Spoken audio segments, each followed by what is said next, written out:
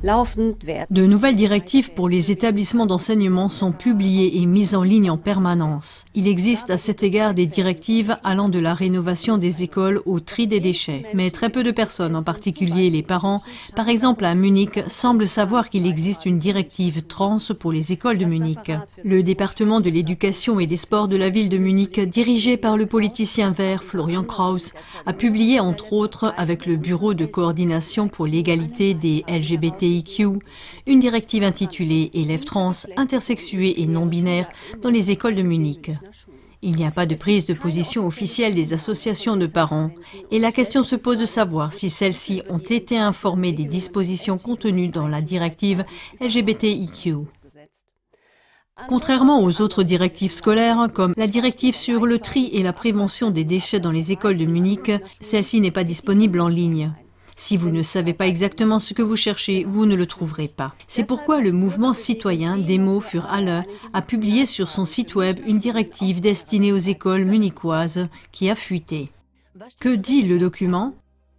L'enseignement doit être conçu de manière à ce que les réalités de la vie et l'histoire des personnes trans, intersexuées et non-binaires soient représentées. Les noms et prénoms choisis par les élèves eux-mêmes doivent être utilisés dans la vie quotidienne de l'école et dans des documents tels que les listes de classe. Dans les vidéoconférences et les signatures d'e-mail, les enseignants doivent identifier leurs propres pronoms. Les enseignants doivent par exemple promouvoir leurs heures de consultation spécifiques sur le thème LGBTIQ en affichant un drapeau arc-en-ciel sur la porte. Les enseignants ne doivent pas divulguer à l'extérieur les informations que les élèves leur ont confiées, même pas le dire aux parents, et ils doivent encourager l'élève à recourir au service de conseil LGBT dont la liste se trouve à la fin des directives. Les élèves doivent pouvoir choisir les toilettes et les vestiaires qu'ils souhaitent utiliser en fonction de leur autodéfinition. La bibliothèque de l'école doit comporter une sélection qualifiée de livres sur les thèmes de la diversité des genres, etc. Cette directive bouleverse le quotidien de l'école selon les modèles du lobby trans. Cela signifie, entre autres, que de plus en plus de livres écrits par des auteurs trans ou traitant de sujets trans feront leur entrée dans l'enseignement. Les parents n'auront pas connaissance du fait que leur enfant souhaite s'essayer au sexe opposé et que les toilettes et les vestiaires, qui sont à juste titre clairement séparés, ne pourront plus l'être à l'avenir. Et encore une petite parenthèse sur les centres de conseil mentionnés dans le guide qui poussent désormais comme des champignons. Par exemple, le centre Strong. Il fait office de centre de signalement et de conseil contre la haine sur Internet. Afin d'expliquer ce que sont les scénarios discriminatoires, le centre a rédigé quelques vidéos destinées à montrer ce qui relève de la transphobie. La parole est donnée à des personnes qui, par exemple, ont été discriminées en tant que femmes trans, donc hommes biologiques, lors d'une fête pour couple lesbien. Dans ce cas, une femme lesbienne a touché le cou d'une autre et a ensuite déclaré à haute voix, surprise, qu'elle avait une pomme d'Adam et que c'était donc un homme.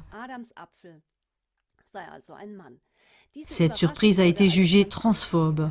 Un autre exemple décrit une autre femme trans, donc un homme, à qui on a fait remarquer, alors qu'elle attendait dans la file d'attente des toilettes pour dames, que cette file d'attente n'était probablement pas adaptée à sa personne. Attention donc à ce qui est déjà classé et sanctionné au titre de la transphobie. Ces centres de signalement ainsi que d'autres sont financés par des millions d'euros d'impôts. Mais ce n'est pas seulement à Munich ou à Turing que le terrain a été préparé pour l'endoctrinement pro-genre. Le canton de Bâle-Ville a également publié une directive trans pour ses écoles pilotes. Ce document guide les enseignants pour endoctriner les enfants et les encourager à se déclarer transsexuels. Si les parents d'un tel enfant sont sceptiques, les enseignants doivent faire appel aux autorités. Pour les cours de sport et de natation, et même pour les camps scolaires, classes de découverte, un enfant dit trans doit pouvoir choisir lui-même les douches et les vestiaires qu'il utilisera. Selon les directives, il faudrait tenir compte de ce que les autres enfants ont à dire à ce sujet, mais on ne leur demande pas vraiment. Dans les faits, cela signifie que des filles de 16 ans peuvent être obligées de se changer devant un garçon. En principe, ce sont les mêmes lignes directives qu'à Munich. La directive suit dans les moindres détails les orientations du lobby trans, selon lesquelles l'autodéfinition sexuelle arbitraire des mineurs ne doit pas être remise en question, mais doit être pleinement acceptée, même si cela a des conséquences négatives pour l'enfant concerné lui-même ou pour ses camarades de classe. En outre, les enseignants doivent même promouvoir spécifiquement la transidentité de l'enfant, par exemple en recommandant des centres de conseil pour les personnes LGBT. Si les parents sont sceptiques, l'enseignant doit faire appel au service de psychologie scolaire et à l'autorité de protection de l'enfant et de l'adulte en Suisse, l'APEA. CLA-TV a déjà parlé de l'APEA qui engloutit d'énormes sommes d'argent des contribuables alors qu'elle est une autorité centrale éloignée des citoyens. Elle place par exemple des enfants de familles saines sur la base de signalements de dangers douteux et conçoit les placements comme un modèle commercial financier. La directive trans de Bâle sape ainsi le droit d'éducation des parents. Il n'y a pas qu'en Suisse que les parents doivent être contraints, sous peine de se voir retirer la garde de leur enfant, de suivre les recommandations des militants queer et d'élever leur enfant transsexuel comme tel. Les parents qui ne sont pas d'accord et qui n'acquiescent pas verront par exemple la résiliation des contrats de scolarité de leur enfant dans les écoles privées. Et maintenant, nous nous penchons sur une étude de cas en Allemagne. Étude de cas actuelle. Des parents ont appris l'utilisation en classe d'un livre et ont demandé que leurs enfants puissent lire un autre livre pendant ce temps. Ce scénario s'est alors terminé par une résiliation du contrat de scolarisation. Les parents exprimaient simplement leur crainte qu'une idéologie erronée soit transmise aux enfants. Es gab einen Streit das Buch Raffi und sein pinkes Tütü. Il y a eu une dispute à propos du livre Raffi et son tutu rose. Il s'agit simplement de dire « Ok, on fait comprendre aux enfants qu'en principe, il est facile de changer de sexe. Après tout, c'est aussi l'image de Riccardo Simonetti, l'auteur du livre. Et ici, on présente cela aux enfants comme si on mettait un pantalon bleu aujourd'hui et un noir demain. » Et ce n'est absolument pas ça, c'est minimiser ou simplement enjoliver. Et derrière cela, il y a encore des conséquences très graves si l'enfant décide vraiment de changer de sexe, comme le traitement hormonal et ainsi de suite. En effet, cela a des conséquences sur la santé. Les parents souhaitent simplement qu'on accorde à leur opinion la même tolérance que celle qui est accordée avec véhémence au lobby LGBTQ. Mais la résiliation d'un contrat de scolarisation semble malheureusement être la chose la plus anodine à ce stade.